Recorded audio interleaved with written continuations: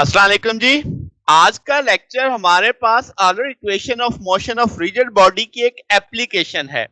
तो क्या देखेंगे हम कि motion of a torque free symmetric top, यानी एक सिमेट्रिक टॉप, एक रिजिड बॉडी देखेंगे जिसपे कोई एक्सटर्नल टॉर्क एक्ट नहीं कर रहा। तो उसके लिए इक्वेशन किस रूप में आएंगी, क्या वहां पे लॉज फॉलो होंगे, ये सारा हमारा आज का टॉपिक है। तो मेन हेडिंग हमारी क्या होगी कि motion of a torque free symmetric top. ठीक है जी। अब हमारे पास रिजिड बॉडी की मोशन जब हम स्टडी कर रहे होते हैं तो बहुत सारी ऐसी सिचुएशंस आपके सामने अभी रखूंगा जिसमें एक्सटर्नल टॉर्क जीरो होता है। ठीक है। जैसे आपके पास जगलर का बैटन होगा, वो जब उसे घुमाता है तो आप देखते हैं कि वो रिजिड अपने centre of axis, centre of मास के गिर्द रोटेट करता है, जिस तरह डाइवर्ट समरसॉल्ट कर रहा होता है। या हमारी रोटेटिंग गैलेक्सीज की हम बात करें या फ्रिस्बी की बात करें, तो ये सब की सब रिजिड बॉडी की रोटेशन की मिसालें हैं। ठीक होगी बात। अब जब मैं कहता हूं टॉर्क फ्री रोटेशन, तो इसका आपके ध्यान में आना चाहिए एक्सटर्नल टॉर्क नहीं है। ठीक है। तो बॉडी रोटेट कर रहा है अबाउट सेंटर ऑफ मास के, तो इसका मतलब मुझे इनर्शिया टेंसर देखने पड़ेंगे with respect to centre of mass. ठीक है। तो अब आपके पास यहाँ पे जो हमने इक्वेशंस बनाई थी, वो जो लास्ट हमारा लेक्चर था ऑलर इक्वेशंस ऑफ मोशन, उसमें मैंने टॉर्क जीरो कर दिया। तो आप देखो लेफ्ट साइड जीरो ही हुई है। अब मैंने इसको दूसरी तरफ किया तो इसका ऑर्डर चेंज कर दिया, I2 माइनस I3 किया तो नेगेटिव बाहर आ जाएगा, दूसरी तरफ जाके वो पॉजिटिव हो जाएगा। तो यहां से इस पैटर्न पे लिख दिया और आप देखो इन सब के ऑर्डर चेंज हुए हुए हैं। यहाँ पे I3 माइनस I2, यहाँ पे मैंने कर दिया I2 माइनस I3। यहाँ पे I1 माइनस I3, यहाँ पे मैंने कर दिया I3 माइनस I1। यहाँ पे I2 माइनस I1, यहाँ पे मैंने कर दिया I1 माइनस I2। तो ऐसा करने से नेगेटिव बाहर आना था, तो वो नेगेटिव दूसरी तरफ जाके पॉजिटिव हो जाएगा। तो ये इक्वेशन नंबर 1 का रूप हमारे पास आ चुका है यहाँ पे। ठीक होगी बात। तो अब ये इक्वेशन मुझे आगे इस्तेमाल करनी है, थोड़ा सा बेस बनाते हैं। वो क्या जनाब, लेट्स से हम कहते हैं कि हैवी सिमेट्रिक टॉप है जो फ्रीली स्पिन कर रहा है अबाउट सेंटर सिमेट्री एक्सिस के लॉन्ग, जो अपने वेट की वजह से जो टॉर्क आ रहा है उसके इन्फ्लुएंस में वो रोटेट कर रहा है। ठीक है। तो इसका इंक्लाइंड होगा। तो अब आपके पास सिमेट्रिक टॉप क्या होता है भाई, हमने पढ़ा था सिमेट्रिक टॉप एक ऐसे रिजिड बॉडी को कहेंगे जो सिमेट्री एक्सिस के गिर्द रोटेट करेगा, जिसमें से तीन प्रिंसिपल मूवमेंट ऑफ इनर्शिया में से दो बराबर होंगे। ठीक है। तो आपने पढ़ा हुआ है कि भाई आपके पास जब हम इनर्शिया टेंसर की जिक्र करते हैं तो 9 एलिमेंट आते हैं उस मैट्रिक्स में, 3x3 का मैट्रिक्स होता है। तो जो डायगोनल एलिमेंट्स होते हैं आपके पास, उनको हमने क्या नाम दिया था, प्रिंसिपल मूवमेंट ऑफ इनर्शिया। और जो आपके बकिया एलिमेंट होते हैं उन्हें प्रोडक्ट ऑफ इनर्शिया कहा था। तो चूंकि आपके पास शर्त बुनियादी तौर पे यही होगी कि जो आपके पास प्रिंसिपल एक्सिस है वो कंसाइड कर जाएगा बॉडी के साथ, बॉडी एक्सिस के साथ, तो तब आपके पास वो बेसिक शर्त पूरी हो जाएगी, तो हम वहां पे इनर्शिया टेंसर अप्लाई कर सकते हैं। तो वो जो प्रोडक्ट ऑफ इनर्शिया है वो वैनिश हो जाएंगे तब। ठीक है। अब इसमें से भी तीन बच गए principle of moment of inertia. उन तीन में से अब क्या है, जो दो है वो बराबर है, तीसरा उनके बराबर नहीं है। तो ऐसे ही रिजिड बॉडी जिसमें ये शर्त पूरी हो रही हो उसे क्या बोलेंगे, सिमेट्रिक टॉप का नाम देंगे। ठीक है। अब अगर ये बात है तो जो इक्वेशन नंबर 1 आपने बनाई है, इसके अंदर देखो तो I1 ओमेगा 1 बराबर होगा I2 माइनस ओमेगा 2 ओमेगा 3 के। ठीक है। I2 ओमेगा 2 डॉट आ जाएगा I3 minus I1 omega 3 omega 1। अब चूंकि I1 और I2 बराबर हैं, तो जब आप इनका डिफरेंस देखेंगे वो तो जीरो हो जाएगा। तो इसका ये जो थर्ड इक्लाइन इक्वेशन बनी हुई है, ये लेफ्ट राइट आपका जीरो आ जाएगा, क्योंकि I2 और I1 क्या है, बराबर है। सिमेट्रिक टॉप की डेफिनेशन में ये बात है कि किसी एक एक्सिस की तो आपने सिमेट्री बनानी है, तो जो दो होंगे बकिया वो बराबर होंगे, मगर तीसरा उसके बराबर नहीं होगा। अब इसमें जो चीज हमें समझ आ रही है कि omega dot equal to zero है, क्योंकि आपके पास जो प्रिंसिपल मूवमेंट ऑफ इनर्शिया वो तो जीरो नहीं हो सकता, यानी दो चीजें जरब खा रही है ना, तो जवाब जीरो आ रहा है। तो I3 तो जीरो नहीं हो सकता, तो ओमेगा 3 आपके पास, ओमेगा 3 डॉट आपके पास जीरो होगा। तो इसका मतलब ये जीरो क्या बताता है कि ओमेगा 3 कांस्टेंट है, यानी टाइम के लिहाज से वो बदल नहीं रहा। तो आपके पास साइक्लिक वेरिएशन होगी किसकी, सिमेट्रिक रिजिड बॉडी की एक फिक्स एक्सिस के अलोंग। ठीक है बात। अब इस चीज को फिक्स से भी समझते हैं। लेट्स से आप यहाँ पे देख रहे हैं एक्स वाई जी, आपको बॉडी एक्सिस दिखाई दे रहे हैं, ओ ओरिजिन है, आपके एक्स के गिर्द जो रोटेशन है उसे ओमेगा 1, वाई के गिर्द जो रोटेशन है उसे ओमेगा 2, और जो आपके पास जी के लॉन्ग है उसे ओमेगा 3। ये बॉडी आपके पास इंक्लाइंड है, दैट इज एंगल अल्फा लेट से बना रहा है वो जी एक्सिस के साथ। तो अब आप कहेंगे कि अगर मेरी इस बॉडी पे किसी किस्म की कोई एक्सटर्नल फोर्स, एक्सटर्नल टॉर्क नहीं है, तो जो सेंटर ऑफ मास होगा या वो रेस्ट पे होगा या वो किस पे होगा, यूनिफॉर्म वेलोसिटी पे होगा। किसके लिहाज से? जो एक्सटर्नल कोई सिस्टम आप देख रहे हैं, एक्सटर्नल कोऑर्डिनेट सिस्टम देख रहे हैं, इनर्शियल सिस्टम देख रहे हैं, तो अब मैं क्या करता हूं, चूंकि वो आपके पास कोई एक्सटर्नल फोर्स या टॉर्क नहीं है, तो मैं जो आपके पास प्रिंसिपल एक्सिस का ओरिजिन है वो बॉडी के सेंटर ऑफ मास पे प्लेस कर देता हूं।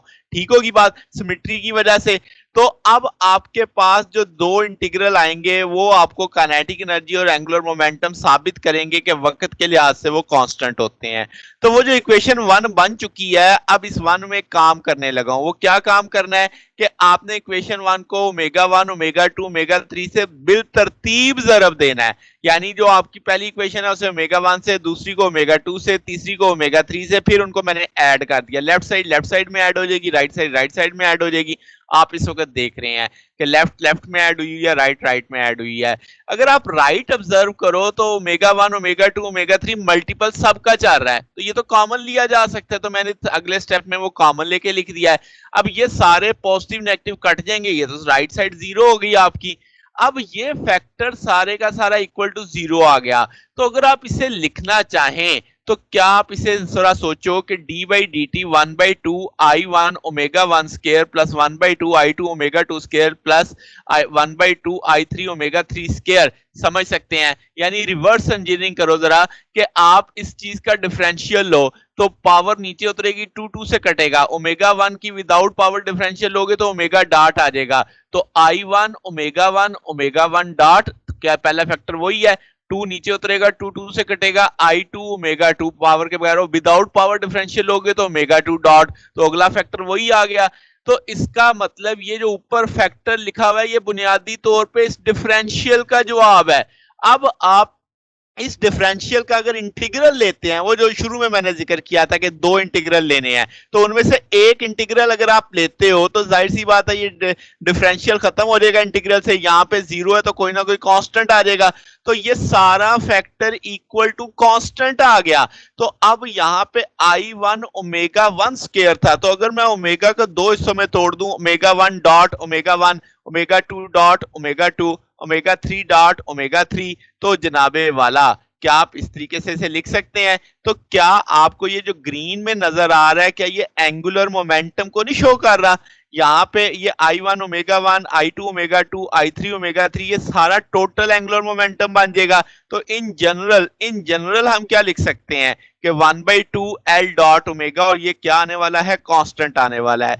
तो हमें पता क्या चला कि भाई आपके पास जो ये सारा टूल बन जाता है रोटेशनल काइनेटिक एनर्जी का, कि law of rotational kinetic energy है जब कोई एक्सटर्नल टॉर्क एक्ट नहीं कर रहा। यानी इक्वेशन 2 मुझे बता रही है कि भाई रोटेशनल काइनेटिक एनर्जी कंजर्व होती है, ठीक है, जब आपका कोई एक्सटर्नल टॉर्क एक्ट नहीं करता। अब इसी सोच पे अगली चले जाते हैं, डीएल ओवर डी, हम जानते हैं टॉर्क का फार्मूला डीएल बाई डी होता है rate of change of angular momentum. अब चूंकि एक्सटर्नल टॉर्क तो है नहीं, तो इसे डीएल ओवर डी को इक्वल टू जीरो कर सकते हैं। अब इसका फिर इंटीग्रल लो, तो क्या आपका ये डिफरेंशियल खत्म हो जाएगा, इधर कांस्टेंट आ जाएगा, इसका ना एल कांस्टेंट हो गया। तो आपके पास इसका मतलब ये फैक्टर भी शो कर रहा है कि एंगुलर मोमेंटम कांस्टेंट है जब कोई एक्सटर्नल टॉर्क नहीं लगता, जब आप टॉर्क को जीरो कर देते हैं। तो जनाब अब आपके पास चूंकि कोई एक्सटर्नल टॉर्क एक्ट नहीं कर रहा, यानी टॉर्क फ्री मोशन है, तो हम कहेंगे कि एंगुलर मोमेंटम का मैग्नीट्यूड और डायरेक्शन में कोई बदलाव नहीं आएगा। ठीक है, जैसे आप इस केस नीचे वाले फिगर में देख रहे हैं, एंगुलर मोमेंटम आपको एक ही रुख पे दिखाई दे रहा है। तो आप इस बात को और सादा कह सकते हैं कि एंगुलर मोमेंटम को किसी एक एक्सिस, लेट से मैंने जी एक्सिस के गिर्द ले लिया, ठीक है, तो ये जो लाइन है ये अब आपकी हमेशा कांस्टेंट रहेगी, एक ही सिंथ में रहेगी, तो हम इसे बोलेंगे ये इनवेरिएबल लाइन है। अब जो जनाब आपने काइनेटिक एनर्जी का टूल बनाया था T is equal to 1/2 L dot omega, अब आप साबित कर चुके हैं काइनेटिक एनर्जी भी कंजर्व है, एंगुलर मोमेंटम भी कंजर्व है। तो अब बात जरा ओमेगा की सोचो, तो इसका मतलब ओमेगा को भी कांस्टेंट रहना चाहिए। ओमेगा को ये यानी आपके पास यहां से देखो तो ये ओमेगा है, तो इसका साया जो आप बनाओगे, इसका प्रोजेक्शन एल पे बनाओगे, यहां से इसकी प्रोजेक्शन एल पे बनाओगे, तो वो आपके पास एल पे हमेशा एक जितनी आनी चाहिए। ये कैसे मुमकिन है कि अगर ओमेगा घूम रहा है यानी आपके पास एल के गिर्द, तो वो एक मखसूस एंगल के साथ, यहां पे भी देखो तो अल्फा है, यहां पे भी देखो तो अल्फा है, तो ये सेम है आपके पास, यानी अल्फा में बदलाव नहीं आ रहा। तो अब आपके पास क्या मतलब कि भाई आपके पास जो एंगल है वो आपके पास कांस्टेंट हो गया, तो जो एंगुलर मोमेंटम के साथ बन रहा है स्पेस कोन के अंदर, यानी एक ऐसे लगेगा जैसे कोन घूम रही है। आप अभी ये मल्टीमीडिया आप एक एनिमेशन देख रहे हैं जिसमें आपको एक कोन बनती हुई दिखाई दे रही है, जिसमें आपको नजर आ रहा है कि एल आपका कांस्टेंट है। तो यही जनाब हमारा आज का टॉपिक था। अगर आपने देखा कि आपके पास पहले हमने टॉर्क फ्री मोशन स्टडी की, फिर हमने सिमेट्रिक टॉप के लिहाज से उन इक्वेशनों को एडजस्ट किया, हमने law of conservation of angular momentum देखा, हमने law of conservation of angular rotation या रोटेशनल काइनेटिक एनर्जी को स्टडी किया। तो ये हमारा आज का टॉपिक था। अगर आपको इसमें कोई बात पूछनी हो, कोई डाउट हो, तो नीचे कमेंट्स में पूछ सकते हैं। वीडियो अच्छी लगी हो तो वीडियो को लाइक कीजिएगा, दोस्तों के साथ शेयर कीजिएगा, चैनल को भी सब्सक्राइब कर दीजिएगा। अब तक के लिए इतना ही, बकिया इंशाल्लाह फिर नेक्स्ट देखेंगे। ओके, अल्लाह हाफिज।